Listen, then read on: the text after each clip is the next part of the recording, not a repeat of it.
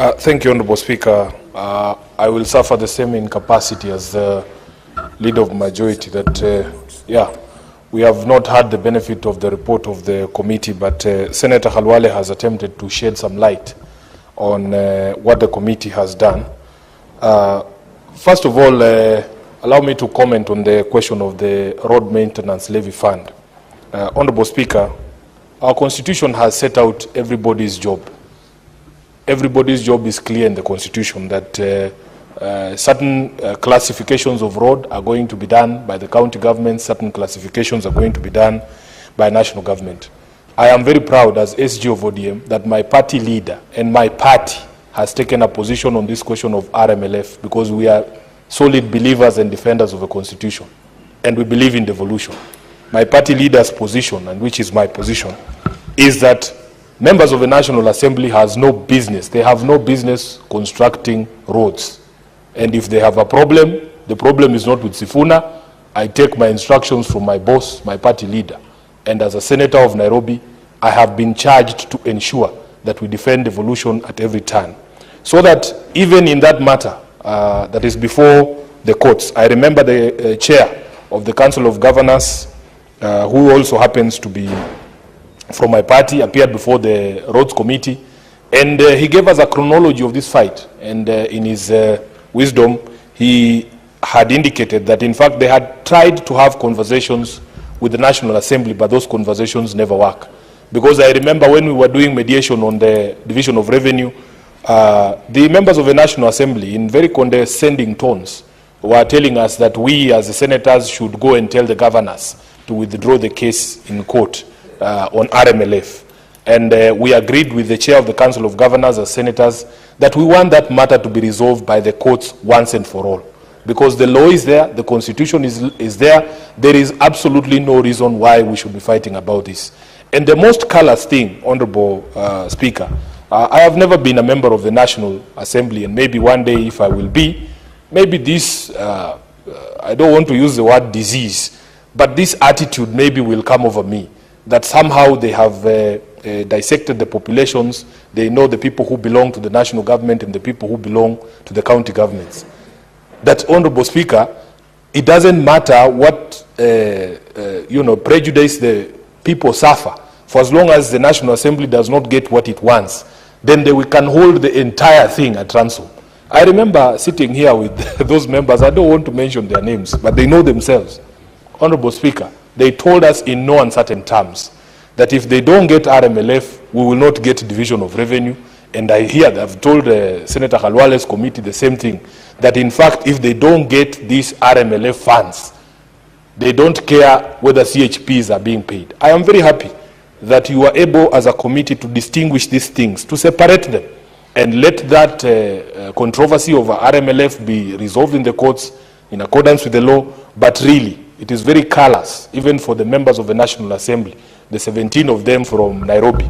I don't think that they would feel proud that CHPs, the 7,400 CHPs in Nairobi, can go without pay for all these months just because they want to continue to build roads. Honorable Speaker, I want therefore to say that we hope that that controversy is resolved. As people who understand the Constitution and people who understand devolution, we know that the Council of Governors and this Senate are on the right side. I don't think, Khalwale, we are the enemies of devolution.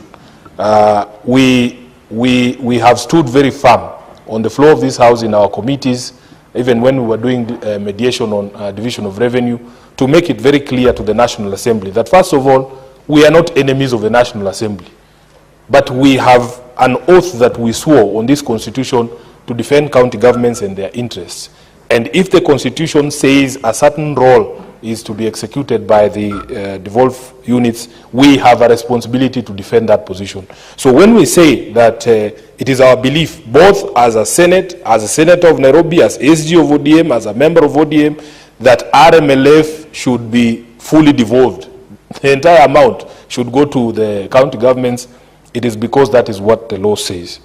Honorable Speaker, if you look at the schedule, the first schedule, you will see that for us in Nairobi, really, we were concerned with only two issues. Number one is, of course, that issue of the road maintenance levy, We have a budget of about 390 million Kenya shillings in the supplementary budget for 2024-2025 for maintenance of roads.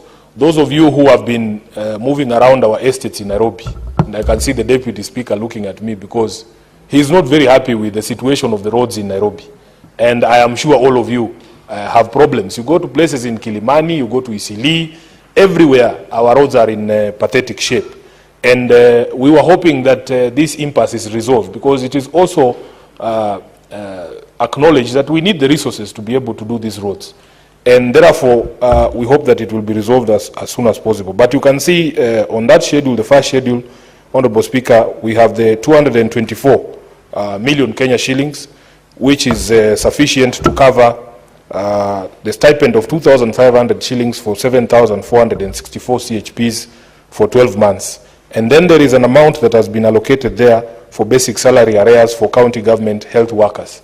And the majority leader, when he was here, he spoke about these health workers always showing up at our gate here, Honorable Speaker.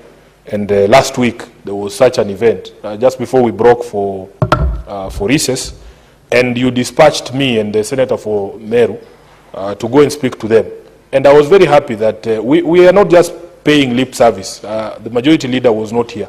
We were very proud that as a House, under the leadership of the Speaker, specific instructions were issued to the Committee on Health to bring all those stakeholders on board to be able to have that conversation. And I was speaking that day, I was not even sure, I was not aware, Speaker, that the Committee of Health of this House, that same day, had the ministry before them, and the chair, I have not seen him, but I remember seeing on the news that they gave certain deadlines to the ministry to be able to clear arrears of salaries for these county health workers, and including, you know, what are they called? Yes, the UHC workers. So I am very happy, Majority Leader, that as a House there are things we are doing in order to assuage the situation there, and we are not just paying lip service. Honorable Speaker, of course, I think there was an agreement with the judiciary, the courts, and therefore you might not find allocations of money out of court fines for Nairobi, Honorable Khalwale.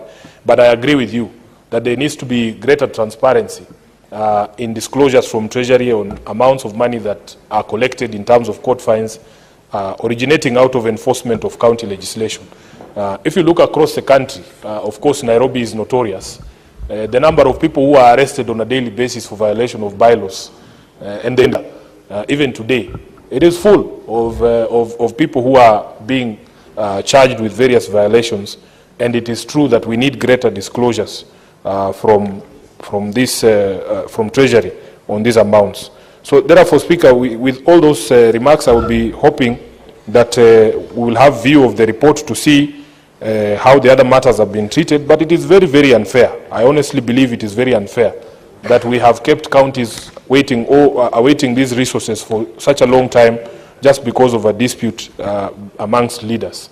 At the end of the day, I remember during the mediation on DORA, we agreed on certain basic things. That number one, there doesn't exist a Kenyan who belongs to the national government and one who belongs to the county governments. And the number two, most times if there is a bridge over a river that has collapsed due to floods, the ordinary user of that bridge does not care who comes to repair it or where the sources of those funds are, you know, where the funds are going to come from.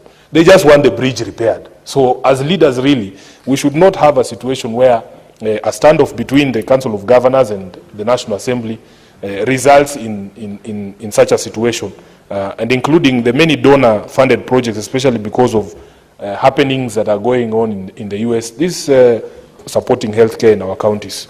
So with those very many remarks, Honorable Speaker, I want to support the report of the committee, and I hope that there will be resolution on the remaining or pending matters to do with road maintenance levy fund. I thank you, Honorable Speaker. Senator Murango.